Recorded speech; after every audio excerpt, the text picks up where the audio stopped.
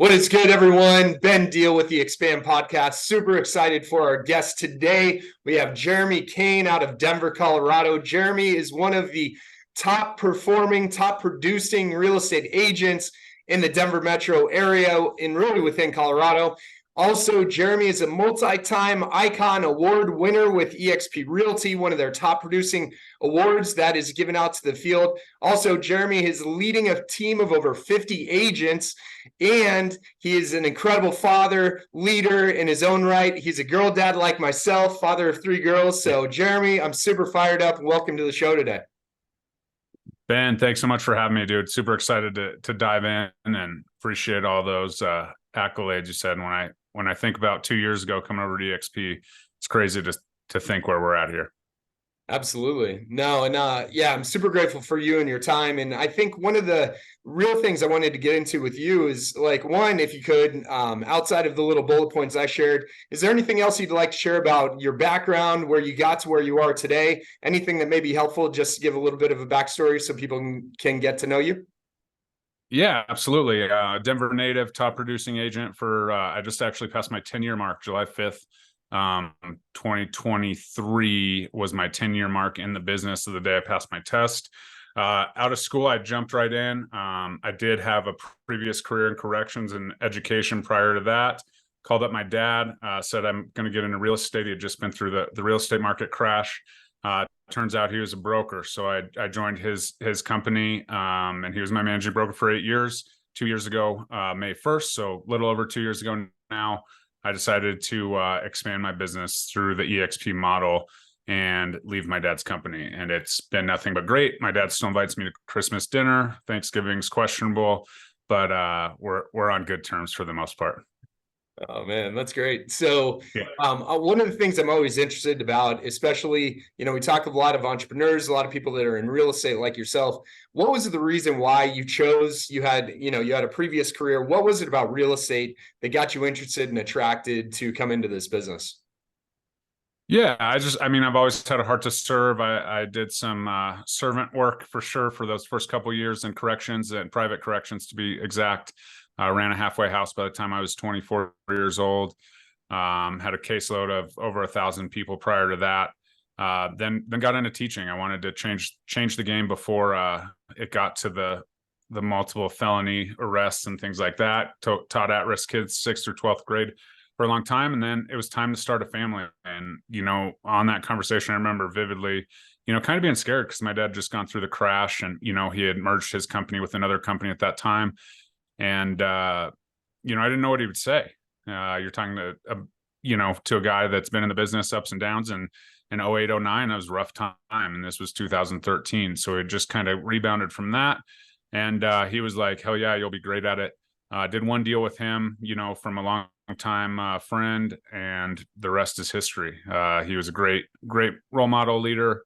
And, that's kind of how I got into it. But it's really about the financial piece, like wanting to start a family, like you said, 3 girls right now. Hopefully that's all. But it was really about that. And 10 months into the business, I made more money in a single day selling 2 houses, doing a double end deal, than I did, an entire year of teaching, which kind of goes to the backward landscape of our world these days. But, I just had to make more money, especially in the Denver market. Yeah, absolutely. And I know a lot of people that, reason why I got into it was some of the financial opportunity that's inside real estate. It's uncapped, unlimited, we can produce, whatever we want. But I want to go back to the first thing that you said. You had mentioned real estate as being a service business. And I think a lot of people kind of miss that. And I know for me, that's something I've been diving more into, like, hey, this is a service business. So what does that mean to you? Real estate is a service business and not just a transactional, hey, we're helping you buy and sell a house.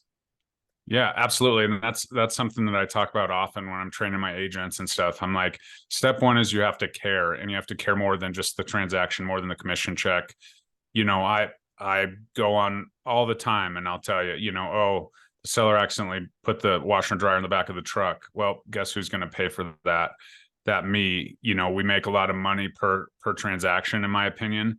And, if there's a time to step in and serve and make it right and get the deal accomplished, then that's where I'm going to step in. But also, myself as a 19-year-old, my dad helped me purchase my first home. And that completely changed my life. I have 7 doors currently, investment doors right now, a vacation rental that I go to up in Grand Lake, right off the lake in Grand Lake, Colorado. And, all of my investment properties stemmed from that one, and so the ability that, to have that, and it's not like my dad had a ton of money. He actually made money on the deal. We didn't bring a ton to the table. That was back when sellers could pay down payments and everything else. But so just seeing how that changed my life at the age of 19, I then bought a primary residence with my girlfriend, now wife, 4 years later. And so we had kind of 2 homes at the time, and just seeing the power of real estate and how it absolutely changed my entire trajectory led me to want to help other people do that. And it's not about, I like showing homes and I care about people. I like working with people. That's not my why.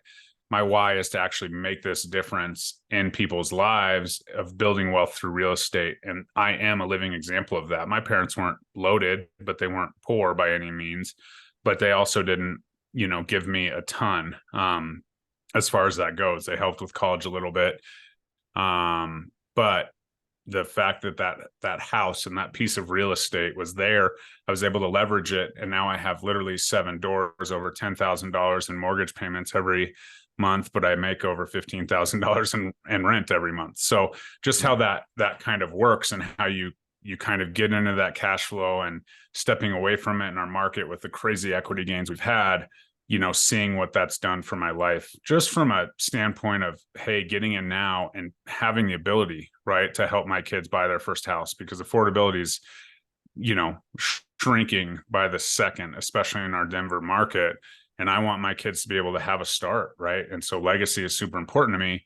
The move to EXP 2 years ago allows me to help agents, build wealth through real estate as well, with some of the things I teach and train on. So that's kind of, the real service part of it. That's my heart. I want all my friends to be, millionaires, I guess, or billionaires, I guess, is what we're trying to do now. But, at least be a part of that and have that opportunity. Yeah, and that's one of the shocking things that I found. So and I've got friends that have been in real estate for a long time, and then we get to meet a lot of people that are in the real estate business that are just doing it transactionally without investing in real estate. And it's incredible to hear, just at 19, pretty much out of high school, getting into your first investment property. I mean, that's amazing. What would you say to agents out there that are actively or been in the business, or people that are thinking about investing in real estate? Like, what are they foregoing by not taking advantage of that opportunity? What are they missing out on, especially because you've had such a long runway and experience of that? Yeah, essentially, I mean, it's kicking the can down the road, right? We like that term usually comes up when you're trading and 1031 exchanges and stuff. But if you're kicking the can down the road and just renting, first of all, as a real estate professional, as a lender, whatever, you have to understand that you have to have done it, right? Like, I get it. You're just getting started. You're young. You got to get a real estate property as soon as possible. You have to be talking the talk in your world. Otherwise, it's not going to fly. Yeah. Yeah. And I think too, because that's why I got into the business as well, the opportunity to create financial freedom, to create the wealth that's been laid out for generations. Investing in real estate is foundational and fundamental to creating wealth in life. And I just think it's such a major disservice and a missed opportunity for people that are in the real estate business, but they're not investing in real estate. So, for you, for the team we're a part of, what do you see as the value that's being provided for investing in real estate? How important it is to learn and start leveraging that through the opportunities that are presented through the business? Yeah, absolutely. I mean, the biggest thing is our market's changing, right? And you look back and you're like, okay, if you look back to the fall of last year, right, about 9 months ago, and you see people, talking about the market and the crash and kind of the fear mongering and things like that, I've always been like, well, let's take the data, provide it at a factual level, and then find the winners in the market. And at some point, the winners in the market are going to be the agents that, that strive and find those investors, right? It's at some point, the investors are going to be a winner. And, I talk to a lot of people every day, a lot of my, comrades, I guess, at the Wolfpack, and the investors are buying. Right. And so the investors are buying in this interest rate, even, sure, cash is cash, but, investors are buying. I put an offer on a place in the state of Ohio recently. I didn't get that one, but if you just step back, there's going to be a time where those investors are kind of making the market go round. And as a real estate agent, sure, we love niche marketing. We love all of that, but you have to be flexible and go find the winners and serve those people. And so I think that understanding the investment game is absolutely part of that. Yeah. Yeah. And I agree with you 100%. I think there's just so much that's missed. Even Ricky Caruth, he'll go out and talk about how he's met agents that have been in the business for their entire career and haven't bought one investment property. They've just been stuck in the transactional income game that is in real estate and not taking advantage of that. So yeah, it's so good. I know one of the things, in addition to, the investing side, you're incredibly active in your business on social media. Will you kind of talk about what your experience has been leveraging social media, YouTube, why that's become an important part of your business? Yeah, honestly, it's just a portfolio of my entire gig. It's I've gotten deals from Facebook, I've gotten deals from YouTube. I'm really sphere oriented, right? When I closed a deal a week in 2021, 49 of them were from my sphere. Wow. Now people would say, well, why are you putting so much time into YouTube and why are you doing the videos? Well, every single one of my clients in my sphere will mention to me, I was watching this video on Facebook, or I was watching this video on YouTube, or I was watching this. So, it's not necessarily about anything besides your living and breathing portfolio of your work, right? YouTube's more niche specific. It's all about real estate.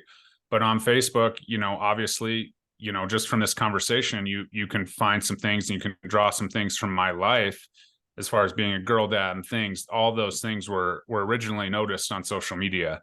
And so, with that said, real estate agents make a good amount of money per transaction. And so there's always that, right? We're always in the fight to keep the transactions, and there's all the stuff going on with all of that, with the commissions and all of that. But if I'm a lifelike person, the people in my sphere are like, okay, well, that's what Jeremy does for a living to support his family, right? And it's a little bit different when we're having a conversation about that commission or whatever. And as the market tightens, and as people aren't walking away with massive appreciation and not really caring about the commission, that's going to go a long way, is just bringing that persona to a successful real estate agent, right? And there's always been that long, real estate agent kind of persona that people kind of dig into about, making money off people's equity and all of that. Well, it's a living for my family. And so people really relate to that. Those are the clients I want. And I'm able to show that. And so if you have that target avatar and you're pinching down your content towards that target avatar, you're going to attract more people that are kind of like you and like-minded. And I'll be honest, like my cold internet leads that I've had, even Facebook, even YouTube, they've been my least favorite leads, right? Because I use it as just informational in my clients, in my spheres kind of life cycle.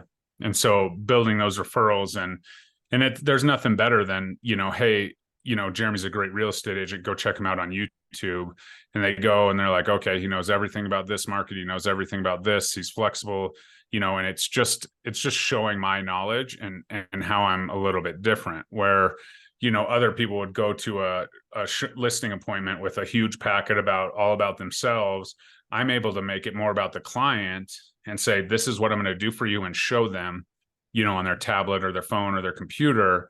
And it just separates the gap, as opposed to just paper copies of, flyers and luxury, this and that, when you can say, well, this listing got 1,000 views in, a week that it was on the active market, and I was pushing it. And, that's what we're going to do differently for you. That's amazing. So and what I hear you say, you're leveraging social media to reinforce your sphere. So you're Mhm. feeding back. That's how you're strengthening the relationship perspective, and I think that's really powerful, because a lot of people, as you mentioned secondarily, a lot of people just think social media is just going out there to get exposure to people that we don't know. But I love that you're Yeah. using it to cultivate your sphere, the relationships that you've already been connected to. So that being said, what's been important for you to become kind of that go-to person? You've earned the seat in the mind of your sphere to be that go-to real estate person. What are a couple of things that you found to be key for building those relationships? Honestly, it's just surrounding myself with next level people, right? Like the best lenders in the state, the best inspectors in the state, the best agents, right? I was just sitting in a room, for American Dream TV casting call, with top agents, and two or three of them were like, "I've seen your face before." I'm like, "I know." Right. So it's not just about my sphere, but it's also about my colleagues and who I surround myself with, and keep continuing to move the needle forward. As we talked about when we met back at EXPCon, sit and just talk about the market and investing and all of those things that we talked about, just having that ability to stay top of mind and, connect and pull in different things. And that's the beauty of the Wolf Pack with Connor and in our group, is just having all of those resources. Everyone's there to help, different downlines, whatever. It all just kind of works out in the wash. And so that's the biggest thing, is I want to basically help the top people in my industry build their business by sending them my clients, because I know they'll be taken care of. Right. And I know that if I send, my client to the number one lender in the state, that if anything goes wrong, I can pick up the phone. Yeah, she may have production partners, but I'm going to pass it off. Anything goes wrong or I have a question, I'm going to pick up the phone. She's going to call. Last night, the number one lender in the state texted me at 9:01 and said, "Hey, I had a dinner meeting. Should I call that listing agent?" Right. And I said, "Absolutely. It's 9, whatever, do it." And she did it. Right. She's not, and whatever, like, she usually would be turned off by that time, and she was busy. So she responded, she called him. And today we're under contract on that property because she's willing to go above and beyond for my clients and my people. And so that's who I surround myself with. These are the expectations. This is my level of service. And anytime I hand somebody off to somebody that's in my trusted, close-knit sphere, they're well taken care of.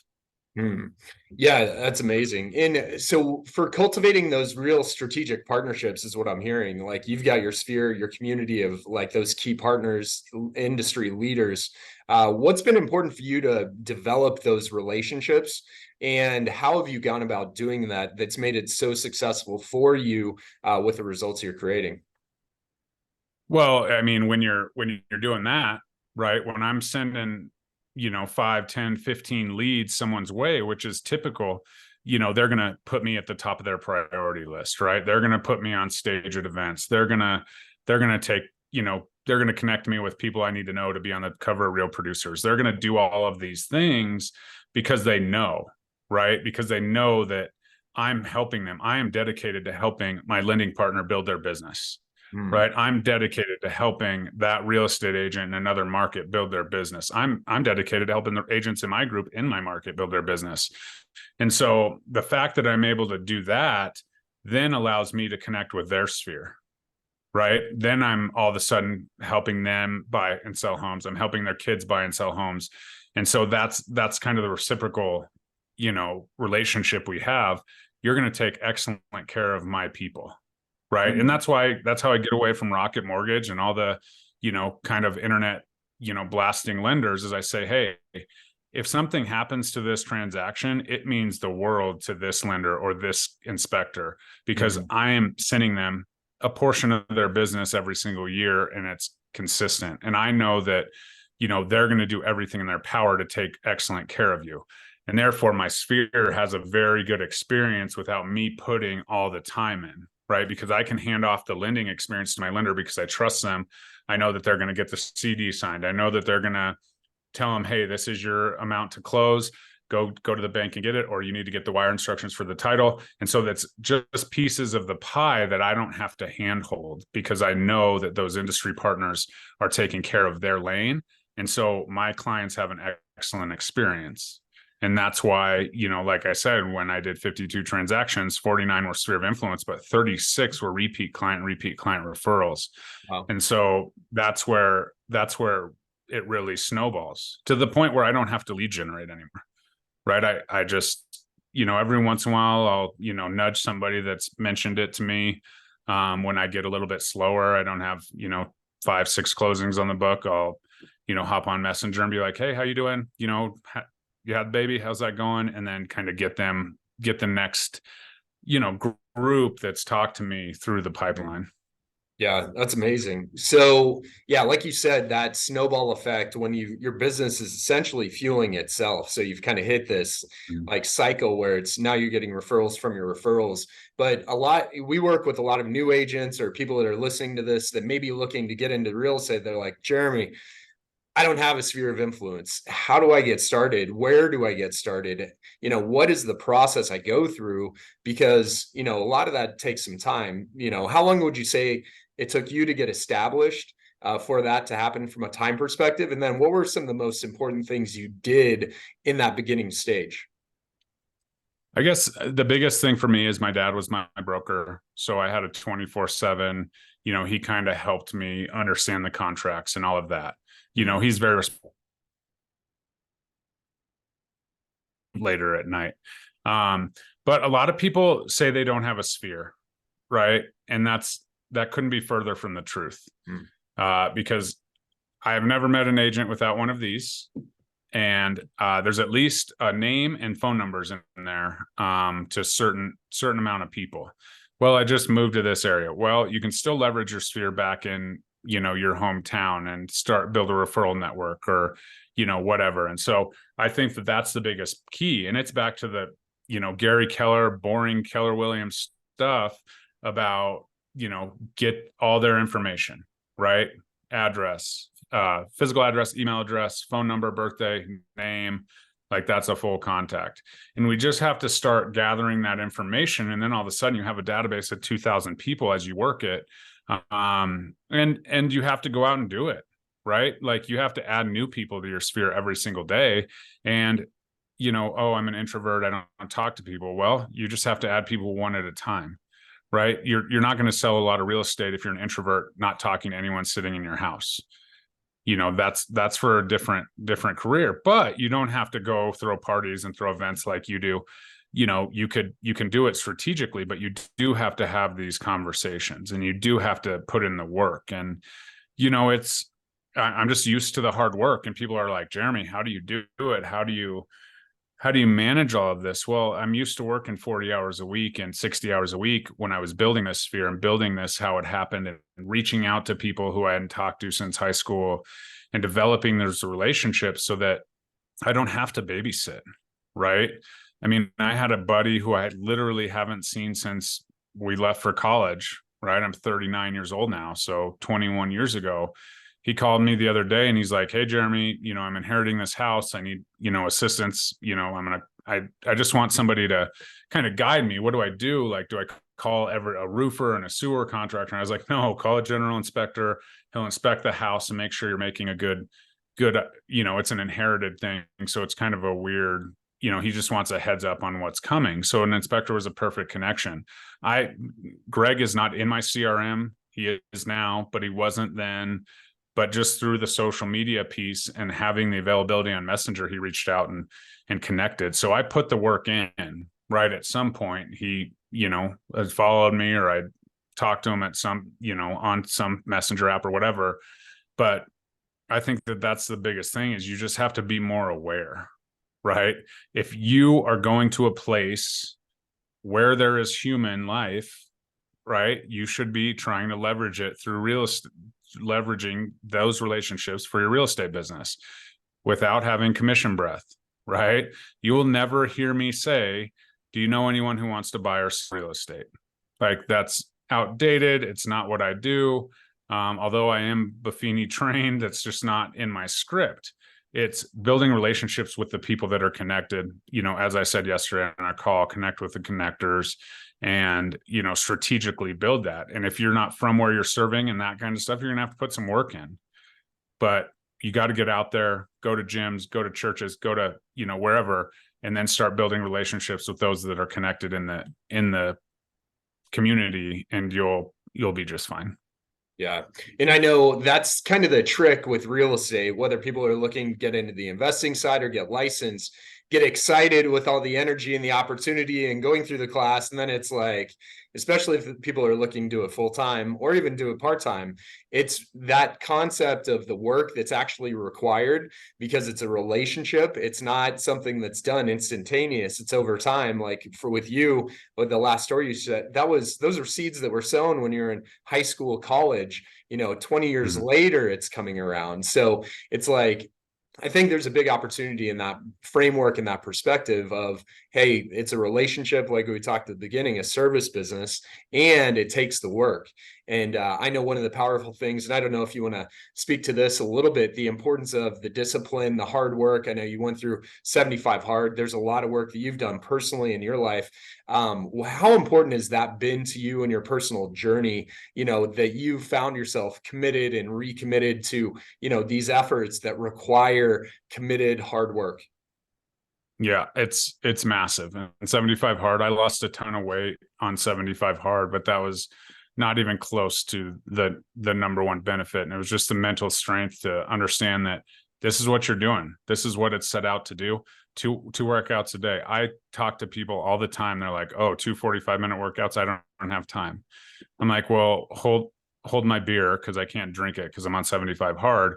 But also, like, I'm managing a growing team of 30 to 40 people at the time when I was going through that. I also am the number one agent by volume at EXP, like 1,000 out of 1,000 agents. I'm doing the most business. And if I have an hour and a half to dedicate to workouts, you probably do too as a new agent. And I think that mental fortitude and that toughness was the biggest thing. Not to mention the health benefits and all of that, but you got to put the work in, right? And that's what separates me from the 44,000 other agents in my market. Like, who's going to do the work, right? There's all the stats out there that show, 80% or 90% of the money is made by 5% of the agents, right? Well, when I'm in real estate, I better be that 5% of the agents. And if I went and looked at all those 5% of agents, they're all the ones that are working. They're all the ones that are constantly building relationships, right? It drives me crazy when I hear new agents be like, oh, well, they just want to rent. Well, that's probably a pretty good proponent or prospect to buy a house in the next 2 to 5 years, right? You better put them on your CRM. You better follow up. You better be of service to them. Well, rentals don't pay, or, I'll be honest with you. When people ask me about renting, I'm say, hey, here's the deal. Why don't you get on Zillow, look up rents, whatever. I hate Zillow, by the way, but I use it for that. And, let me know if you have any questions, right? I'm not going to advise them. I'm not going to review leases. I'll talk to them about areas. I'll help them do anything that I possibly can within the legal, non-agency piece, but I'm going to follow up with them. Right. Like I said, I just had an introduction from one of my agents in Delaware. He's like, hey, this person's moving. He made an intro. They said, great, we're just renting for now. We don't want to reach out. And I said, that's awesome. Great to meet you. I was like, how about, when you get settled in, I would love to go grab a drink with you or grab dinner and just talk to you about the area and see, if I can be of assistance. I'm a Denver native, so would love to help you guys out with anything. She's like, oh, that's amazing. Like, I can't wait to do that. We'll get settled. We'll reach out. Right. That'll be a client for me.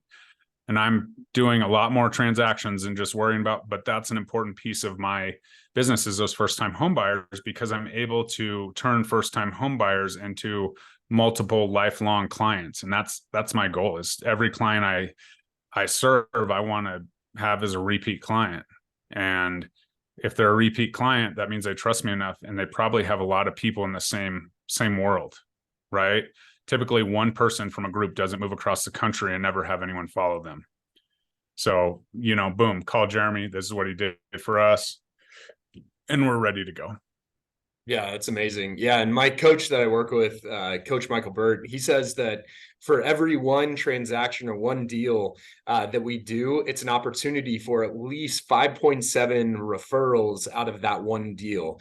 And so that's why I love hearing the success that you're having. It's like, hey, I'm going to get one, we're going to help a first-time home buyer, and we're going to be locked in for life, and I'm going to help them, and I'm going to help all those people that they know that they'll, become a referral, a base and a source for you. And I think with you and your business, that's one of the most incredible things that I've got to learn and experience from you, is just how you've cultivated your sphere of influence, developed strategic relationships, taking care and serve those people in the transactions that you've done. So, Jeremy, for you, this is the Expand podcast. It's about expanding, expansion. You're a guy that I see that really embodies that. What does expansion mean for you? And what is the next level that you're looking to go to, in your business, your mind, your heart, that you're looking to expand? Yeah, absolutely. And I mean, for now, it's probably, continuing to serve people through my business, continuing to be a top agent in my market, help other agents build what I've built, is huge to me. But at the end of the day, it's legacy, right? The next step is the legacy piece. The next step is being out of production in 8 years at the age of, whatever I'll be, 47, 48 is actually my target retirement. And being out of production and just, kind of helping the people that are my core, and, doing that, I can sell real estate forever. But then it'll just be about expanding my team, my organization, and, really serving, but then providing my kids, right? Ed Milet talks a lot about being the one, right, in your family tree. And I would say at this point, I probably am the one. I've already kind of earned that piece. I make more money than my parents ever did by, probably 3-4x. And I want to be the one that's able to provide that, and not give my kids, like, my number one goal as a parent is to have zero entitlement in my children. Right. But, being able to afford them, the college experience, 3 weddings that I'm supposed to pay for, I guess now, as a girl dad, and then setting them up on the right foot. Right. If I can buy them a house at 19, the life lessons that I learned at that point, and hopefully they kind of take it and run. They don't have to, right? They maybe won't, follow my entrepreneurial spirit. I would say that my 2 right now are starting a business at the age of 5 and 7, painting rubber ducks. And out of nowhere, they're like, we got to make some cookies to raise some money so that we can buy more inventory. And I'm like, okay. So they made cookies. They went door to door. They made and that was not from me. So just that legacy piece is really where I want to expand to, and why, people are like, well, Jeremy, you've made it. Like, you could just kind of, roll through your sphere and, deal with the 50 agents you have. Like, that's not that. I want to give back. I want to, take care of my own 2-3 generations down the road. But then also, start giving back to more causes, right? I have a lot of friends that have, kids with different, things, and I've given a lot to those already, but, I can expand in that, right? I have people that have passed away in my life that have scholarship opportunities out there that I can, help serve kind of other people, which I do, at a small level, but we're talking big life-changing levels at some point. So that legacy is super important to me, and why I have to expand, right? I have the pill, in my opinion, right? I have the work ethic. I have something I'm good at. I found something I love to do. I love to serve. I love to coach. And so I'm able to expand that, not only for my business, but all my agents' businesses as well. Man, that's amazing. Yeah. Just that, creating that legacy of expansion and growth to take care of future generations. I love that, man. So, Jeremy, as we wrap here, if anybody's interested in reaching out, getting connected with you, what are the best places for them to come find you on the web, socials, etc.? Yeah, absolutely. The Real Estate Agent Playbook is my YouTube channel and podcast, anywhere podcasts are distributed. And, Facebook, Jeremy Kane, any way you want to reach out, you definitely can. My production channel, for anybody looking to move to Denver, is living in the Denver suburbs. And so that's kind of the best ways to reach out. All right, perfect. And we'll put all those in the show notes. But Jeremy, thank you so much for your time. Thank you for your wisdom, your effort, and more importantly, your heart for how you're going out and serving and leading the way. So grateful for you, brother. Have a great one. And we'll see you next time on the Expand podcast. Thanks. Thanks, Ben.